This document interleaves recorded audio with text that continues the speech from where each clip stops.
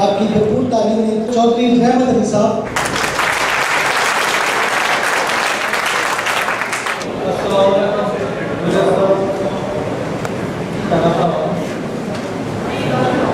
मेरे मौजूद साथियों, आज के दिन हमारा इकट्ठा होने का मकसद ऐसे तूफान के खिलाफ आवाज उठाना है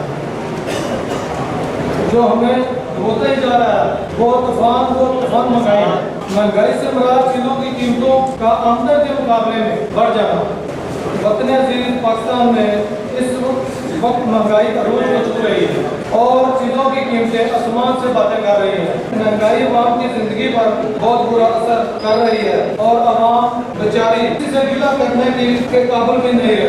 पोजीशन की जिम्मेदारी है कि वो आवाम पर होने वाले शुल्क के खिलाफ आवाज उठाए, लेकिन ऐसा नहीं हो रहा। हम जवाब साहब के बहुत मशहूर हैं जिन्होंने हमें हिम्मत दी, हमें आज इस जगह पे खड़ा किया जिस जगह पर कभी सोचा भी नहीं। इस गैर